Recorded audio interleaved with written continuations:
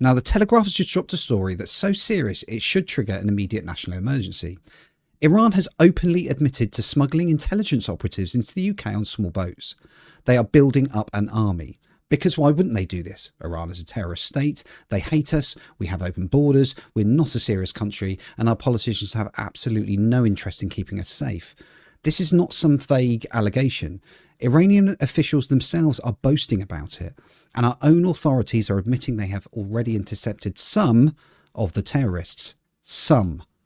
Presumably because the rest got through unchecked and we got absolutely no idea where they are. An Iranian official told the paper, "At the moment we have people right there in London, revolutionary people. We've not done that yet, but we can easily make London unsafe for you if we wanted to.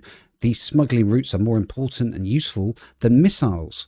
We do not need a missile to target London. It's easier than that." Just let that sink in. The operation in the Channel is being led by Unit 700, the Quds Force's smuggling and logistics arm, which is a branch of the IRGC.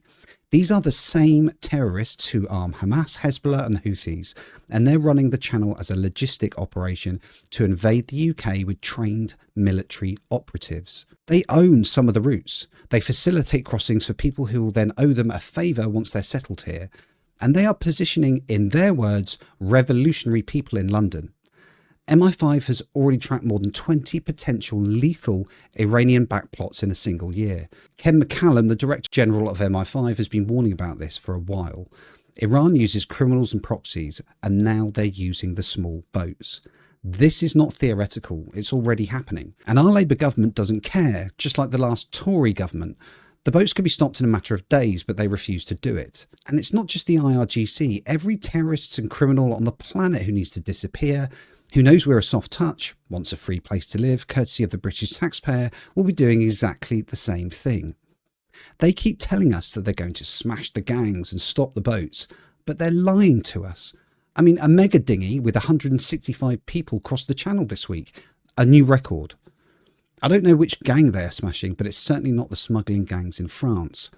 They're allowed to act with impunity, assisted by the French authorities.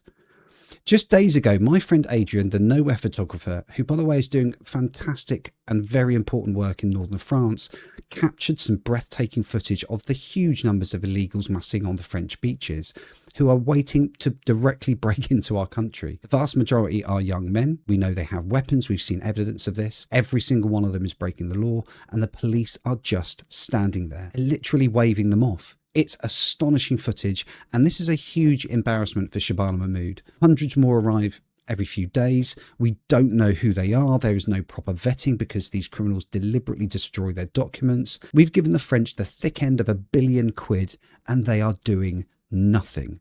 They are literally laughing at us. At best, they are economic migrants illegally breaking into the country, and at worst, they are criminals and terrorists, as we well know. We know that bad actors have been exploiting this loophole for years. Drug mules, people with serious convictions, individuals that go on to commit sexual offences, violence, knife crime. I mean, people have been murdered by illegals like Rhiannon White and Wayne Broadhurst, and there are others. And now a hostile state is openly telling us that it's sending an army to the UK via the small boats. What exactly will it take for our government to stop the boats? It's insane. So let's look at what the government have recently done. They have recently banned support for the IRGC under the new National Security Act. This is a small positive and a well overdue step, but it's not full prescription under the Terrorism Act. We need an urgent task force to root out Iranian agents among those who have already arrived. We need the Ministry of Intelligence designated, and we need emergency powers against their front organisations here in Britain, including the Islamic Centre of England in Maida Vale. This is the Iranian regime's main hub in London, whose leadership is directly tied to the supreme leader and has long operated as a base for Tehran's influence and intimidation operations in the UK. We should also prescribe the Muslim Brotherhood, just as Egypt, Saudi Arabia, the UAE and others have already done, because they've correctly recognised it as a subversive Islamist network with deep ideological and organisational ties to terrorism. But Labour won't touch it because they value protecting the Muslim vote far more than the British people. Instead, we get cringeworthy David Brent-style promotional videos from the newly crowned Prime Minister Andy Burnham. New folder. There's my leaving present from Greater Manchester. Look at that. gold disc of The Queen is Dead. I need to return that to Johnny Marr, actually. Great cartoon. Andy Burnham gets his hat-trick against Liverpool. Brit Awards in Manchester. Forgive me if I don't feel reassured by this narcissistic idiot who already looks completely out of touch and out of his depth. I mean, it's just embarrassing.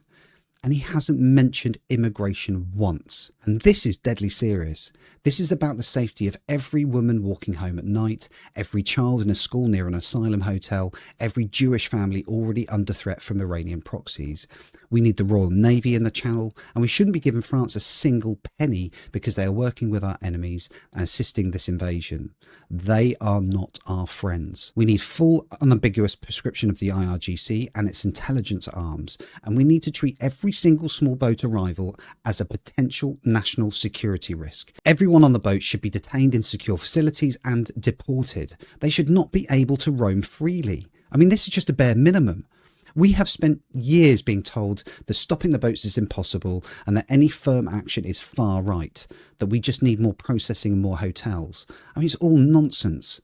And the result is that a hostile foreign power now sees our border as a soft underbelly it can exploit at will. This is not safe, this is not sustainable, and is not the Britain that any of us should accept. And what's so frustrating is the tools exist to stop the boats if we really wanted to. The only thing missing is the political will, and we will never see this under a Tory or a Labour government. We certainly won't see it under a left-wing coalition from hell. This is a national emergency. We must stop the boats.